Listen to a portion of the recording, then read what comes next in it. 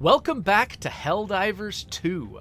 I've decided to start streaming a little bit more casually from now on, which means playing the games that I actually kind of play for fun.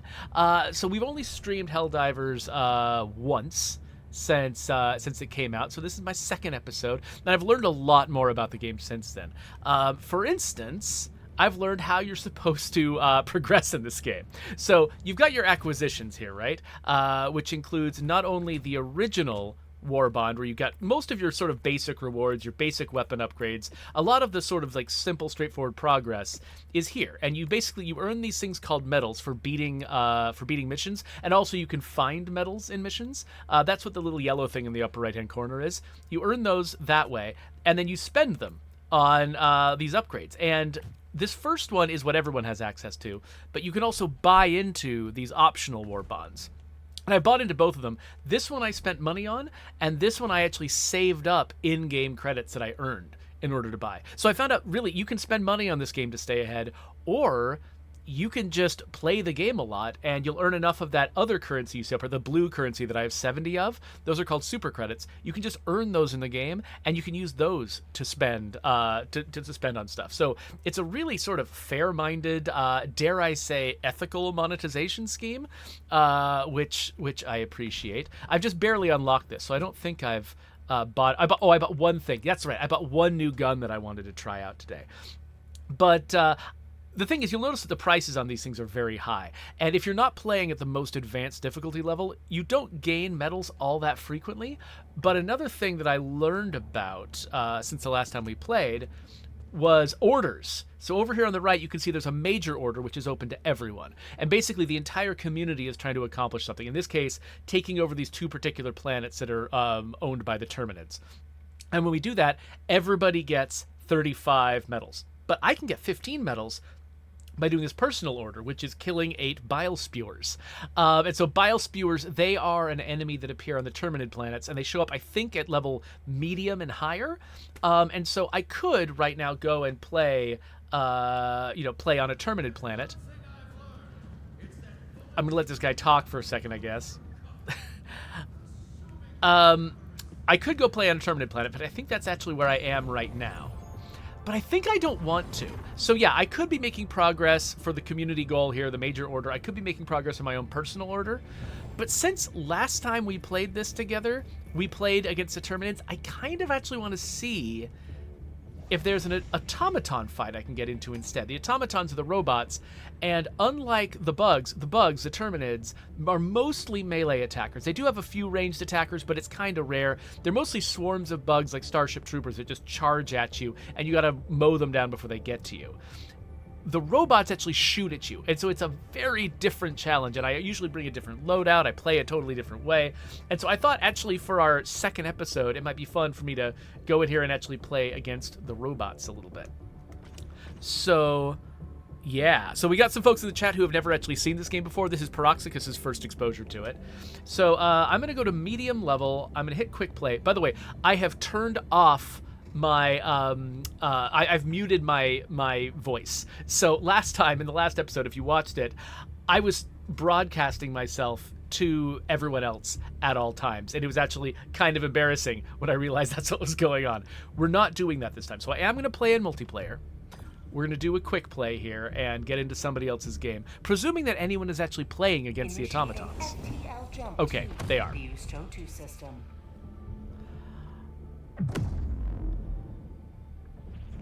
So one thing that's fun about this game is they are very, very literal about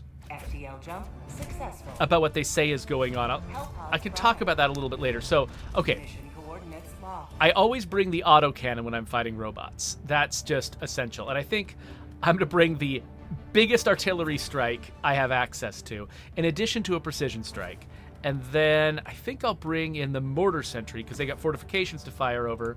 And then I'll bring in the Hellpod Space Optimization Booster, which means everybody starts with full inventory, and go.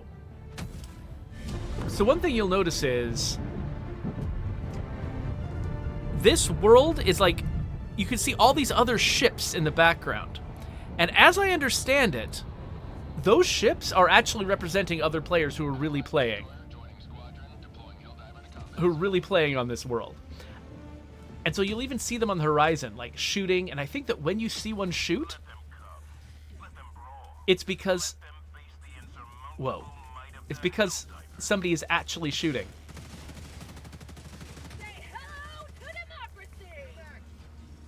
And actually, I had this one... Here, I need to call down my autocannon. I had this one experience where the host of my game got disconnected, which meant that their ship departed, but I was able to continue playing the game. I was able to continue running around doing stuff on the planet until I needed to restock my ammo. And I tried to call in a restock, but I couldn't because the host's ship was gone. And so, like, that's how literal it is. Like,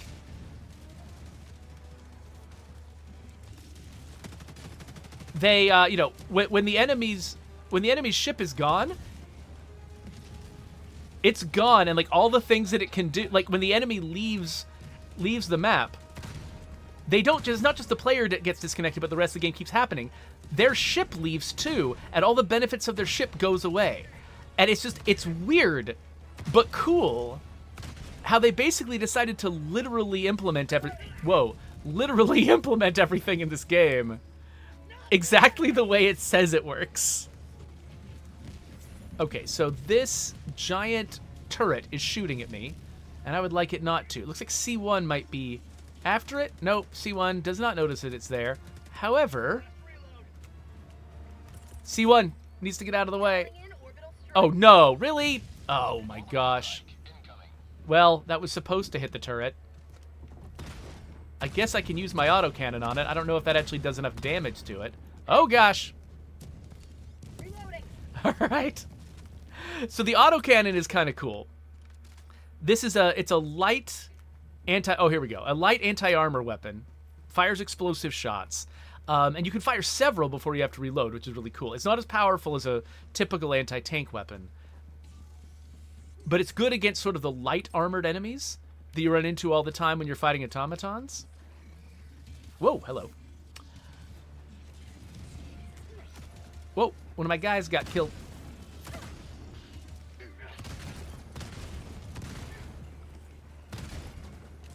Whoa. But one thing that's really interesting about it is, see, reloading it takes a while. I have to, like, get down on the ground, cram another piece into it. But if you have a partner, your partner can wear the backpack and can reload for you. So you can actually maintain continuous fire on an enemy because you've got a friend backing you up. It looks like this guy's actually... We can actually do this, me and L3, because L3 also has the same weapon and the same backpack. That might actually be fun for me to sneak up on L3 and reload for him. So, hey there, Fallstar. Thanks for joining us. And Airy Twitch. Airy Twitch also has not seen Helldivers. What is happening over here? Okay, people are just getting killed for no reason. Are we calling this guy back? Okay. So what are we actually doing, everybody? Okay, it looks like L3 is headed for an outpost. Oh, but there's a... Okay, so here... When nobody's talking, because I'm talking to you and I'm muted, and nobody else here is talking either, it's very easy for everyone to get separated from each other. And I'm not helping, because I'm going over here and following these yellow pings. So these yellow pings lead you to extra, like, collectibles and stuff. And usually, it's not that dangerous to run off and do this kind of stuff, especially at medium difficulty. But it is possible to get into massive trouble. Oh yeah, or my friends are over there fighting a whole bunch of bots, and I'm just here collecting super credits. But the super credits are not just for me; they're for everybody. We all share them. So I'm not just being selfish. I'm performing a service for the entire group. We're just watching them in the distance, dealing with the bot invasion. Meanwhile, I'm picking up collectibles. This is scintillating television, isn't it? Oh man, my friends are getting killed. Oh no, he died. Oh no. Okay, more super credits. Okay, I guess I'll go help. Are they not calling in the reinforce? What's going on? Okay, I don't want to call in the reinforce out here. Because then the guy's trying to remind us to reinforce him. I want to get close. I don't want to call him in when he's like really far away from where he died. Oh, he left. He got frustrated that nobody was respawning him, but he didn't want me to respawn him. I was just halfway across the universe. Okay, anyway, I guess I should start being helpful to my squad now.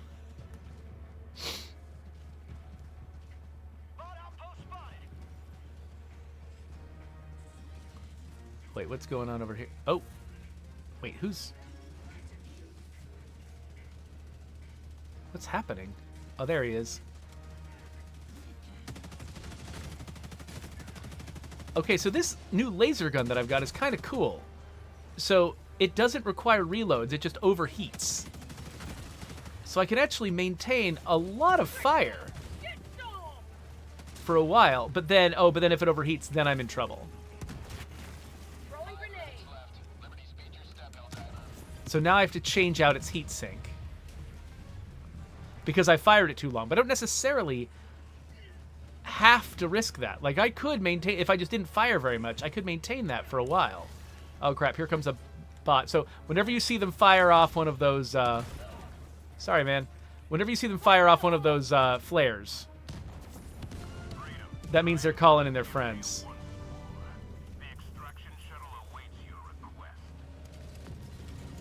Oh, crap!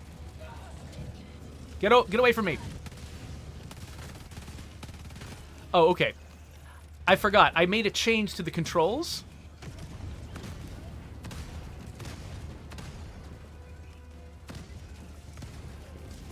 Oh, gosh. The massive... I'm dead. Okay, the massive turret in the background was shooting at me. I didn't see that. I should have run for cover.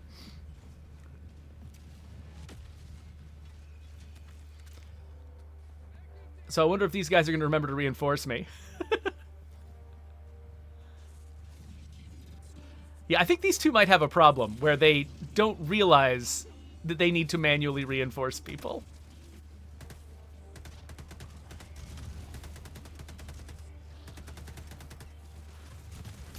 I can see why the other guy left. Like, will you reinforce me? And he's like, not today. Oh, here we go. Now he's trying. Now while he's under fire. There we go. Okay, here I come. Ready to liberate. Okay, there's a lot of these guys. Oh, there's a huge turret over there. All right. Yeah, we don't have a lot of tactical advantages in this area.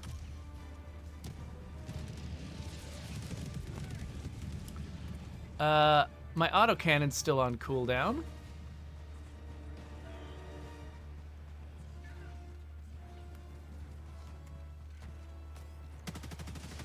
Anyway, I changed the controls on myself, which is making it difficult for me to remember where my guns are. Extraction is available. Whoa.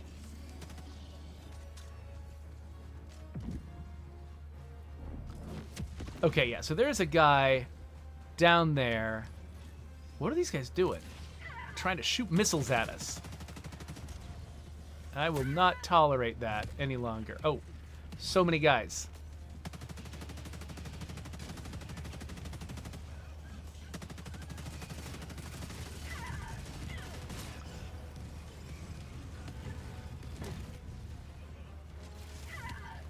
Get away from me, you butt. There we go. Alright, I think I can call back in my old weapon. That is like this. But you can see how this is an extremely different situation from fighting Terminids, right? Like... Oh good, we're getting a fourth again. Oh crap. Ha!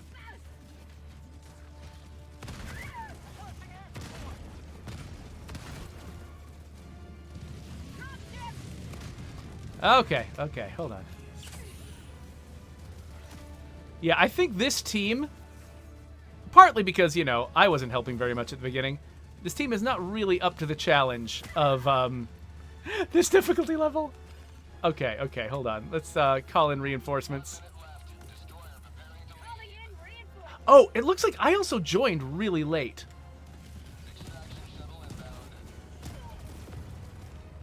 Because normally, a mission lasts way longer than this. Reloading. I don't think anyone's coming up this ridge. Oh, hi. Oh, I'm in trouble. Oh, how did I live through that?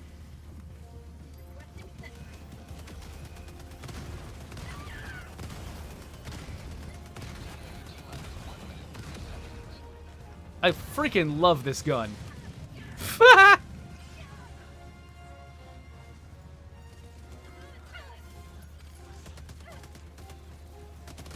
All right. I'm gonna reload this gun. Reinforce.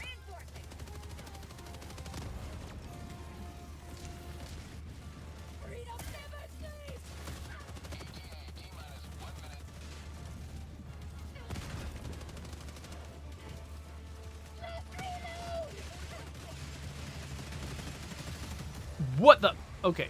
Ah.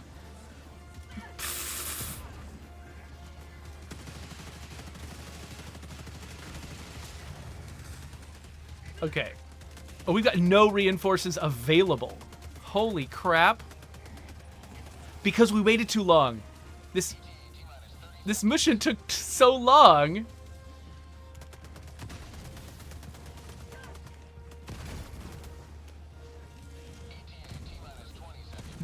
These guys actually lost access to reinforcements. Okay, okay. Here's the ship. Here's the ship. We're gonna barely make this.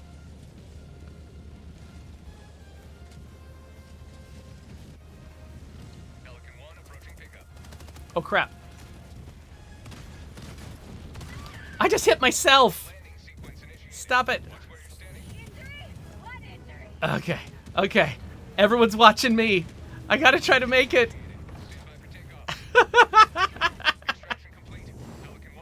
This was terrible.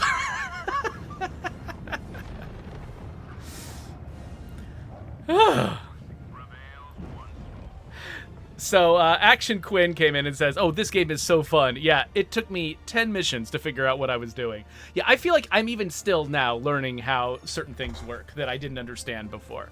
Like, there's a lot of depth to discover in this game, but most of the depth comes... It's not depth, it's breadth. There's just a lot of different things in the game. And you can play through the first few missions, learn a lot, but still have there be corners of the game that you have not, even touched yet.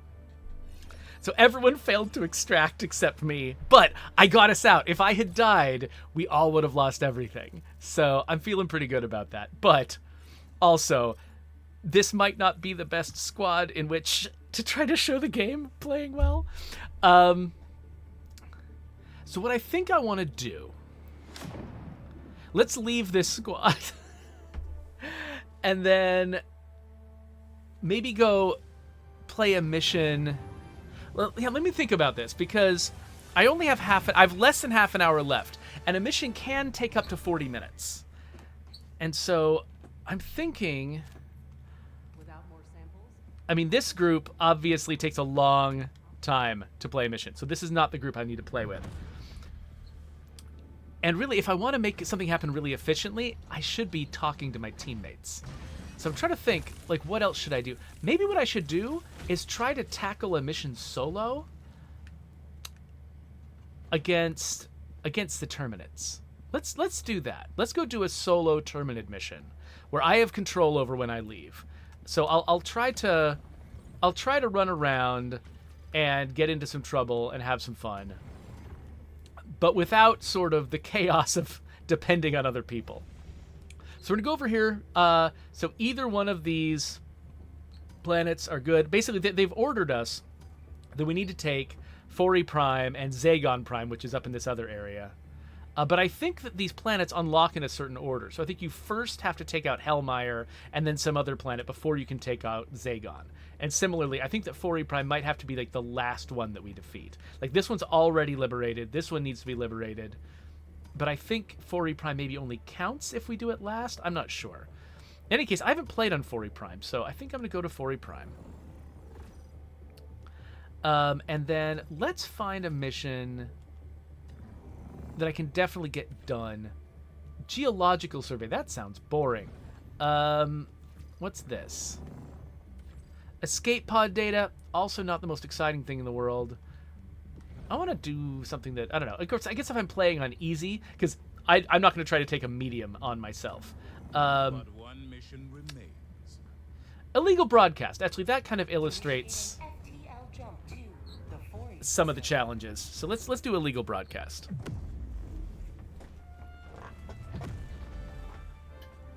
So I've got my settings so that I think if I start a mission on my own, Jump complete. Mission preparation aborted. Oh, whoops. Mission coordinates locked. I think if I start a mission by myself, nobody's going to join me. I think I've got it set to friends only, and none of my friends are playing this game right now, so...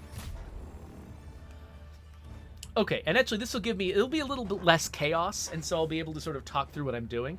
So normally what I want to do is... I want to end on the extraction, but I want to do as many things before I get there as I possibly can. This is my main objective. There's going to be a bunch of hidden stuff, like collectibles and things around here. So I'm going to place myself here, see how much stuff I can find on my way to the main objective, and do it that way. So, okay, so I could bring the autocannon, but it's a little bit of overkill for low-level Terminids. I think probably what I actually want is the anti-material rifle and the supply pack, which is very similar, but it's just a little bit lighter and easier to manage. I think I'll also grab the Gatling Sentry if I need, more firepower. And then let's grab the Napalm Airstrike, which is good for taking out crowds of Terminids. And then let's increase my radar range, and that's it. Hellpod launch initiated. So, Fallstar pointed out that at the end of that last mission, there was apparently a really long list of dead players. So, did you just mean the 3 players that were with me, or were you actually was there some list somewhere that included more players that had died before I even got there? Because it did seem like a lot had been going on with that group.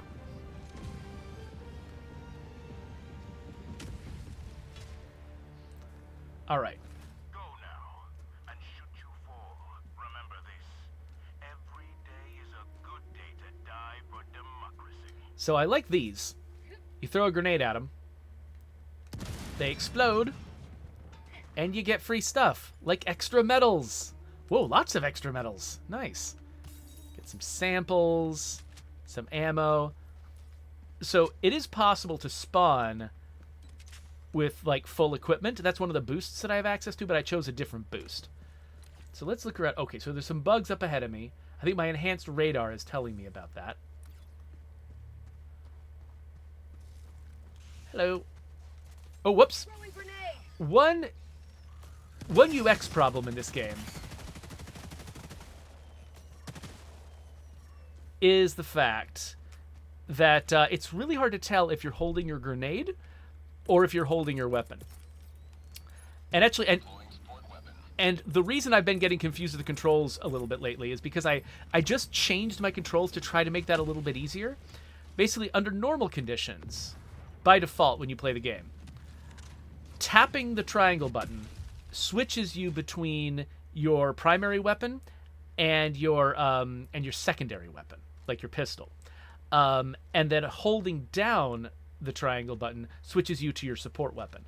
I just flipped that so that so tapping the triangle button switches between my primary and my support.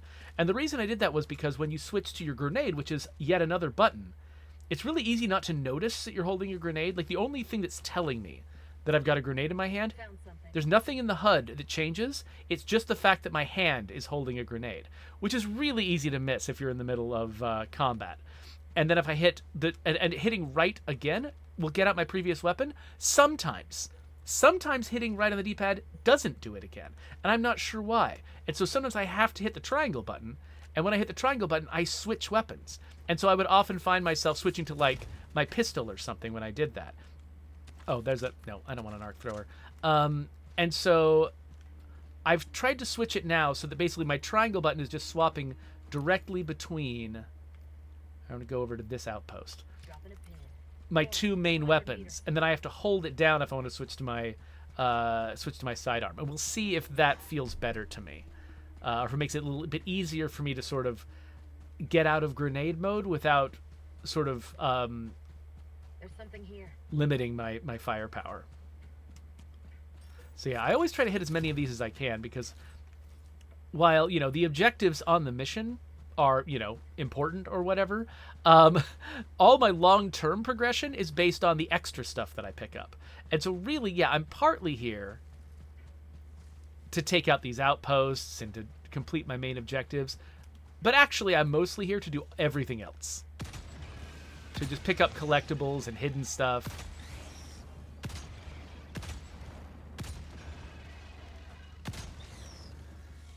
Oh, this little guy is calling his friends in. You know what that means it's time for? The smell of napalm in the morning. Administering freedom. Have a taste of democracy. Yes, eat democracy. Okay, so I really like this little laser rifle thing here. So it basically does the exact same amount of damage as an assault rifle.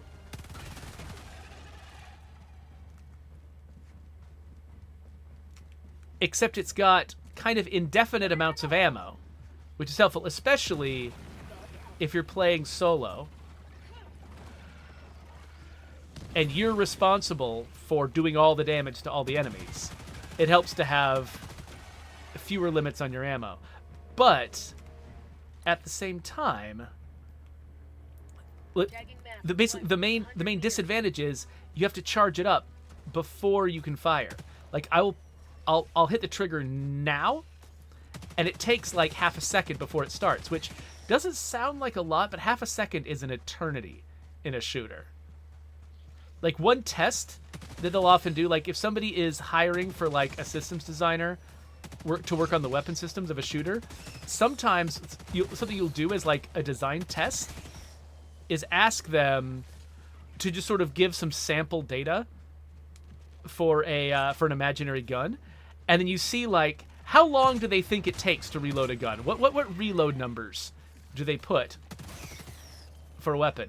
And if they are counting the reload times in like multiple seconds, then you realize they've never worked with that kind of data before, because multiple seconds sometimes sounds right to somebody who hasn't ever, who only, knows shooters experientially but has never built one. But if you've built a shooter, you realize that most reload times are in fractions of seconds, and it still feels like an eternity to a player. And that, like if something takes multiple seconds, that's like a box magazine on an LMG. And so, yeah, so that tiny little delay on my weapon beginning to fire,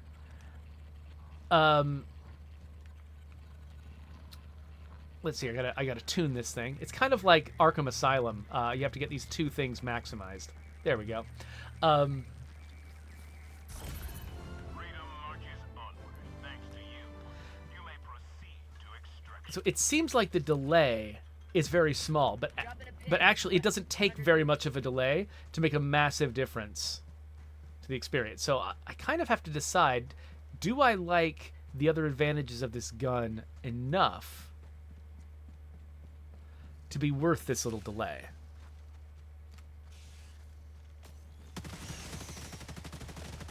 So, Radithcord is saying, Proceed to extraction when ready. so am I saying that the Eternal Guard's Infinite Rage in State of Decay 2 should have had a shorter load time? No, it was meant to have the load time of an LMG. Like that was like, even though we don't technically have LMGs in State of Decay, the point of that gun was to kind of play the role of an LMG, to have it be the thing that can just throw tons and tons of lead down range. Oh gosh, this guy. Those little jumpy guys are like this game's equivalent of ferals.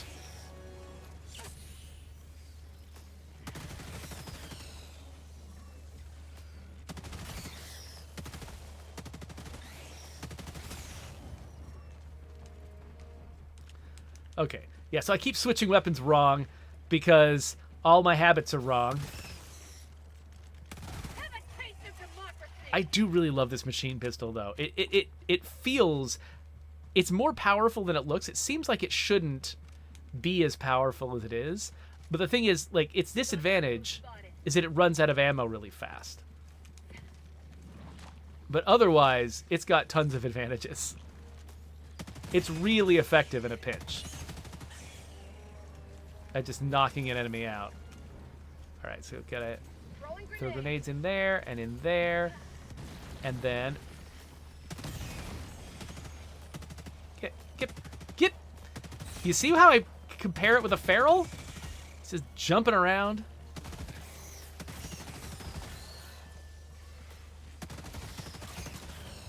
Oh, crap. Gotta swap out the thing. How'd you like the taste of freedom? Extraction is available. Yeah. This guy always bugs you about extracting. Tagging map. Southwest. 200 meters. But I've got to get all the stuff. So yeah, so you'll see that your map is sort of has these red splotches on it. These are outposts, and basically sort of the main soft currency of the game, requisition, which is what you use to unlock like a lot of your radio call-ins. That stuff gets awarded to you. You get more of that stuff awarded to you if you take out all the outposts. Tremors. What the? Oh, okay. I thought it was hit by something, but no, I was just hit by an earthquake.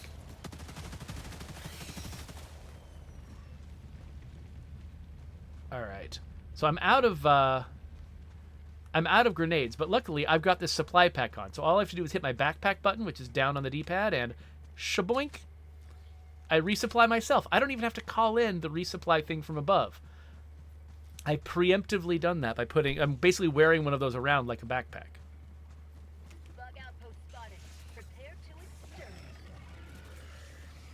Oh, that went badly. How about a Okay. cup of I think I missed with literally all of those. Okay. Hold on. So let's throw in a Gatling sentry.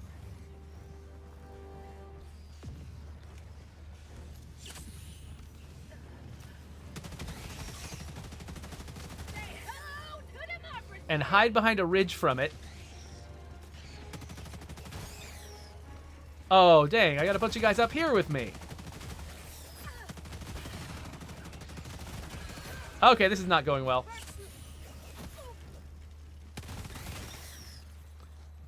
Okay, so my Gatling sentry down there took care of the guys down there. But I had way too many guys on me for that to have actually been a good plan. Whatever, it's fine. So now I've got... Oh, whoops. I've got grenades. Now I'm going to do a good job. So I think the grenades in this game do not have consistent arcs. I think that they actually like try to aim it. Basically, whatever your crosshair is on, the game tries to get the grenade into whatever you just pointed at, which is helpful, but it's also easy to forget. Dropping a pin. And so, like, Southeast. I'm constantly aiming too high, like trying to arc my shot. When actually you don't need to arc your shot. Like, the character will arc the shot for you. You just need to aim accurately. How'd you like the taste of freedom?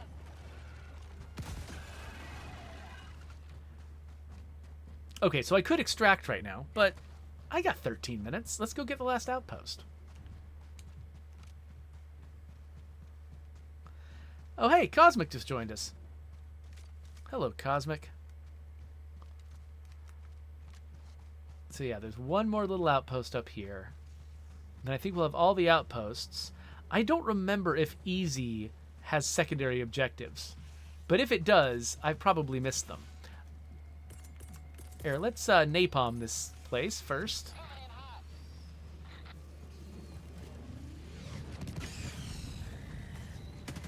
You will never destroy our way of life. Someone trying to rearm. Okay, they keep trying to call for help, and I keep killing them. But nope, they successfully called for help that time. All right, my Gatling is not quite ready. Get some! Get some! Okay, you will find, by the way, if you're playing with experienced players, if there are any of those little hoppy hunter guys anywhere, that's who gets targeted first because they are so freaking scary.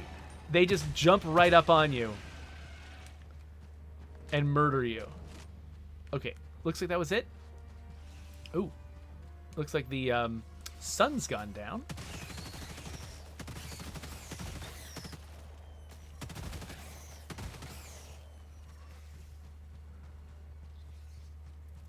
I am starting to run low on time, so let's wrap this up.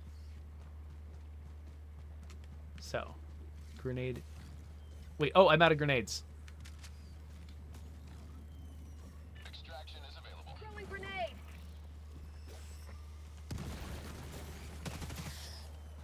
And let's grab some samples while we're here. Samples are another currency you spend on upgrades and stuff.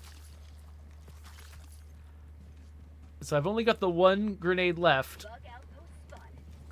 How about a nice cup of liberty? And of course, it lands on an enemy and doesn't get in. Okay, well now I have to call in... Oh, a new supply pack. That'll do. Packed out. Oh, it shows up there? Fine. Hey, cut it out. Deploying equipment package. How'd you like the taste of freedom?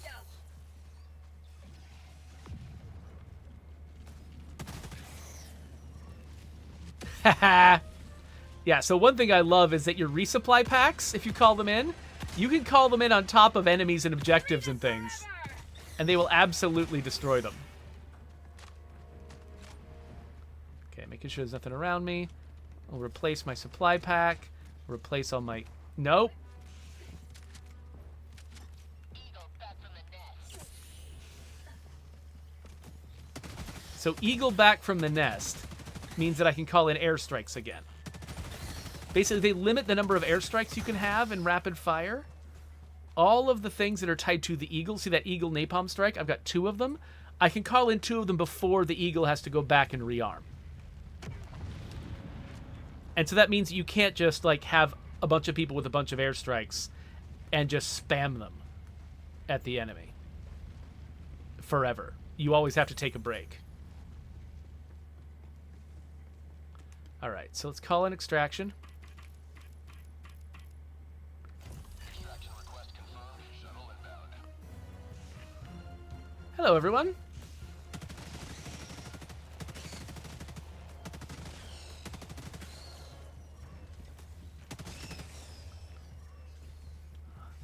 Okay, so I'm not actually sure where most of the enemies are going to come from.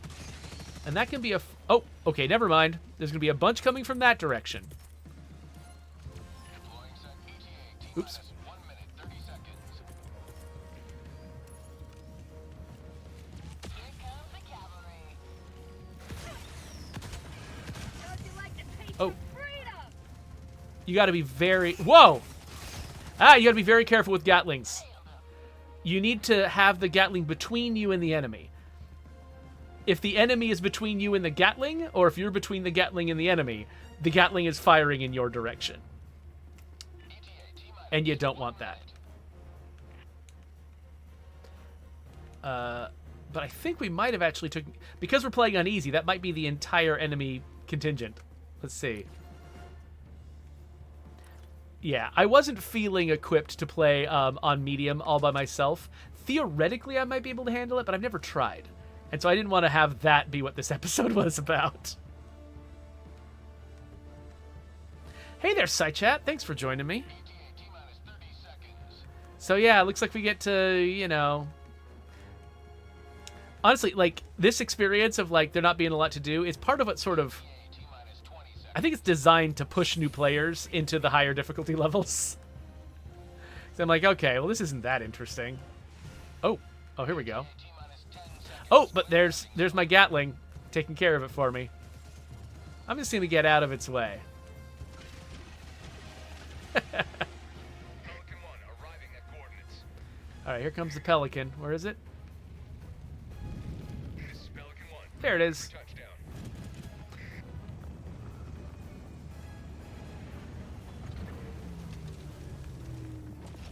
All right. On board we go. Extraction complete. Pelican 1 beginning ascent. Hey there, Ari. Thanks for joining us. So yeah, there's some more Helldivers. I realize I ended up spending most of my time in a mission that was very similar to what we played last time. But whatever. I'm having fun. I hope you're having fun too.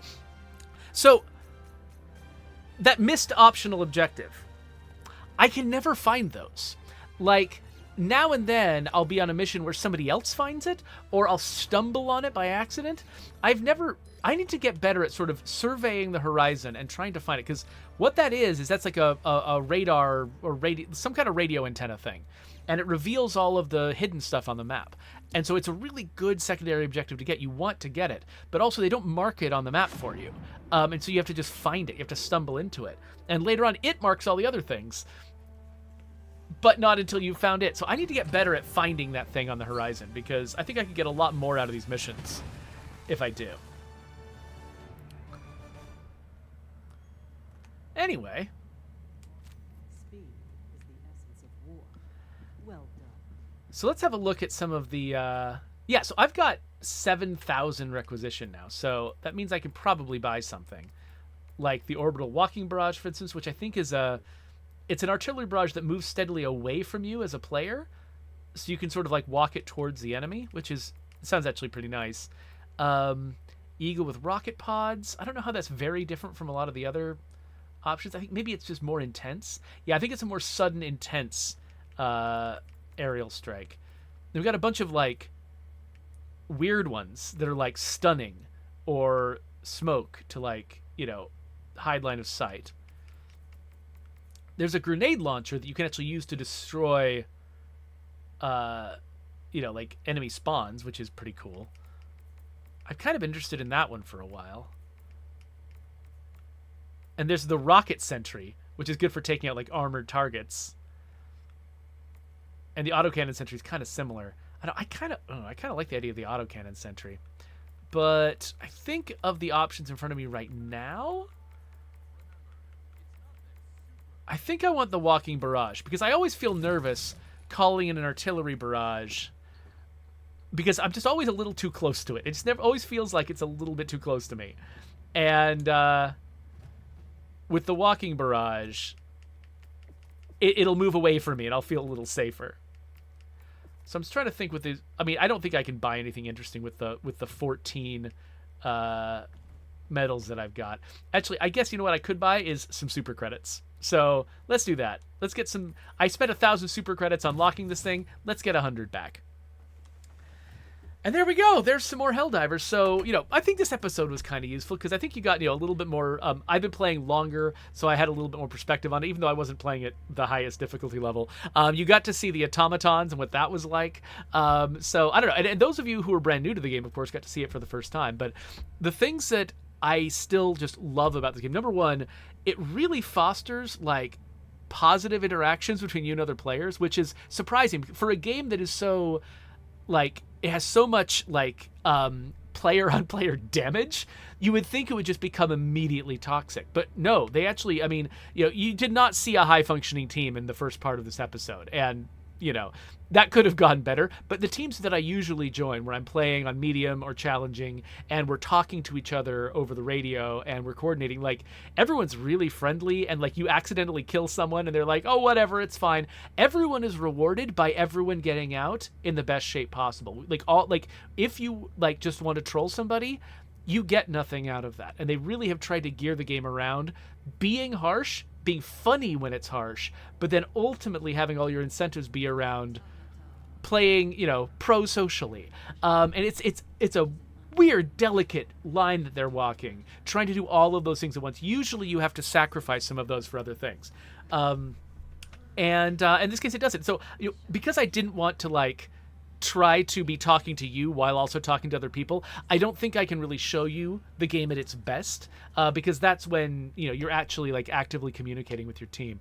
but it is really, really good. It's at its best in those moments. And so anyway, I just wanted to hype this game to you. If this is the kind of thing you're into, I mean, they've done a very, very good job of making this work. Even someone like me, who I am traditionally very antisocial, really don't love playing co-op games with strangers.